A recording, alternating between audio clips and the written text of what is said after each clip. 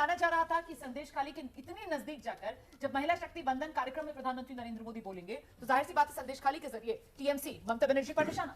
बिल्कुल, आप बिल्कुल ठीक कह रही हैं। देखिए, टीएमसी संदेश खाली वाले मसले में ममता बनर्जी से और तृणमूल कांग्रेस दोनों से रणनीतिक गलतियां हुई हैं।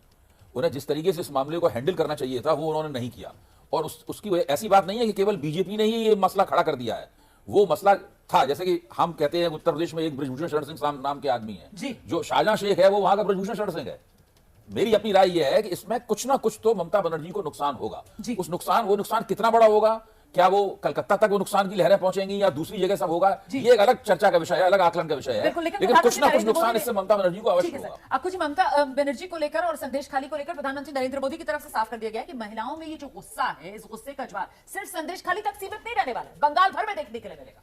बिल्कुल, भारतीय जनता पार्टी की या नरेंद्र मोदी की वो कोशिश रहेगी कि संदेश खाली ही एकमात्र मुद्दा बंगाल में रहे, बाकी उनको काउंटर करने की कोशिश की जाएगी। और मुझे एक चीज और लगती है कि संदेश खाली एक तरीके से जैसे बिहार में एक बार जो है एक दौर में जंगल राज था, उसी तरीके से जब भी नीतीश कुमार को जीतना होता था तो वैल्यूम बढ़ा देते थे जंगल राज का। इस समय और ये आने वाले दिनों में इस संदेश खाली का वैल्यूम इतना बढ़ा दिया जाएगा कि सबको लगेगा संदेश खाली में जो हो रहा है एक जगह में वो पूरे बंगाल में हो रहा था। तो चुनाव में ममता सरकार के लिए सबसे बड़ा सिरदर्द, सबसे कमजोर कड़ी यही संदेश खाली बनने वाला है। निश्चित तौर पे सारा चुनाव का प्लेटफॉर्म जो है शुरू से ही ये बना हुआ है और अब उस प्लेटफॉर्म पे दंगल शुरू हो गया है। आज प्रधानमंत्री जी की तरफ से साफ संदेश दिया गया है कि महिलाओं पे अत्याचार करने वाली सरकार है और महिलाओं को संरक्षण सिर्फ भारतीय जनता पार्टी दे सकती है। इसको हम बिहार भर में फोकस न रखें, बल्कि इसको व्यापक दृष्टि से पूरे देश की महिलाओं के लिए मैसेज है।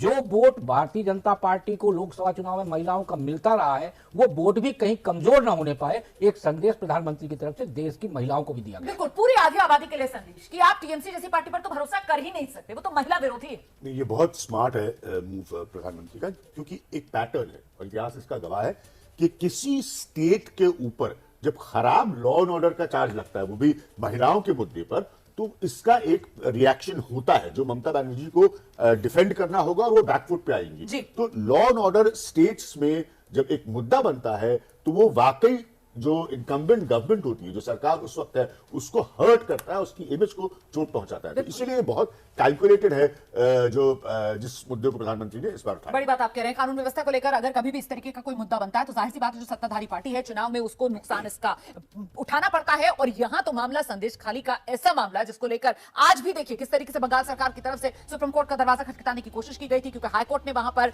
जो संदेश खाली का मुख्य आरोपी है शेख शाहजहां, हालांकि संदेश खाली ये पीड़ित महिलाओं वाले मामले में नहीं, लेकिन ईडी पर जो हमला हुआ था उस मामले में उस केस को ट्रांसफर करने की बात सीबीआई को की थी, उसी के खिलाफ बंगाल सरकार सुप्रीम कोर्ट गई थी, जहां से बंगाल सरकार को झटका लगा है। मतलब शेख शाहजहां का और बचाव बंगाल सरकार अब नहीं कर पाएगी और इसको और बढ़िया तरीके से चुनाव में बीजेपी यकीनन भुनाएगी।